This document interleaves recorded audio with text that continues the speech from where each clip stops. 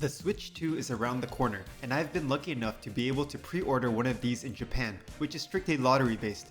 With the higher price tag on the system and games, there's probably many of you who are still on the fence on whether to make the jump to the next gen Nintendo system or not. Here are 5 reasons why you should make the jump, with reasons to maybe hold off on one coming up in a separate video. My first reason is 60 FPS performance. For the hardcore gamers, this is a big one. It's looking like with the stronger hardware, a lot of games will be targeting a stable 60 FPS, which is absolutely huge for smoother gameplay. It's been a long time coming since we made 60 FPS the standard on consoles, so I'm glad the Switch 2 will be finally delivering this. Not every game will run at 60, big hitters like Cyberpunk and Elden Ring will likely target 30, but having the equivalent to a PS4 in specs in this form factor with this performance is a huge win. The original Switch had no end to the sheer volume of quality games, but many of these never ran very well. Even the first-party Zelda games chugged to barely maintain 30.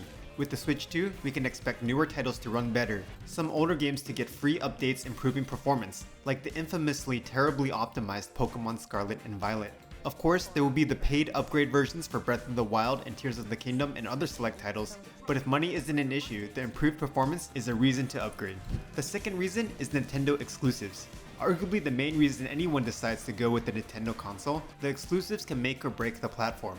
Nintendo has notoriously more or less only released their games on Nintendo platforms, so whether you agree or disagree with the practice, you're going to need the Switch 2 to play the new Donkey Kong Bonanza, Mario Kart World, and the inevitable new Zelda, Smash, and other first-party releases that are due in the future.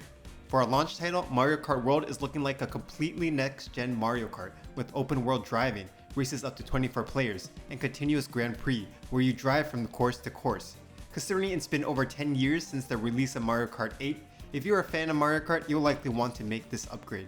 It does suck that it costs $80 US, leading the way for a wave of price increases across the industry, but that's a topic for another time. The other hot title not right at launch but in July is Donkey Kong Bonanza.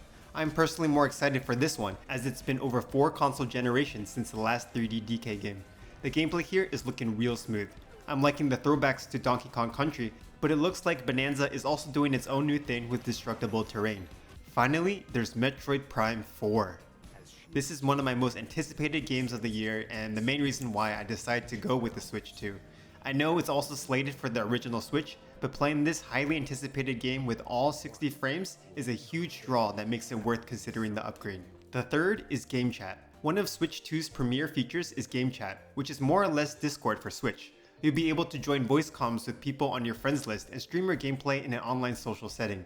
Now this isn't really the feature for me, as I play mainly single player games or local multiplayer, but if you enjoy the social side to gaming, the Game Chat feature might be a big reason why you'd want to pick up the Switch 2.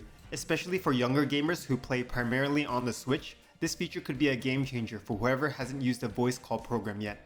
I can see this also be a great addition for competitive online gaming on the Switch platform, such as Splatoon. At reason number 4, we have the physical dimensions. Yes, this might sound a little weird at first, but if you're in the market for a Switch 2, you gotta consider the portable PC market that the original Switch inspired. The Steam Deck, ROG Ally, Legion Go, and plenty of other similarly shaped console PCs are now in competition.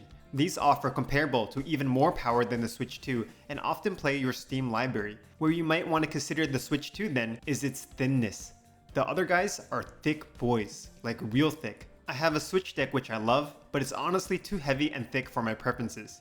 In my opinion, the thinner, lighter build of the Switch 2 will win a lot of portable enthusiasts over with its design. The last reason is backwards compatibility.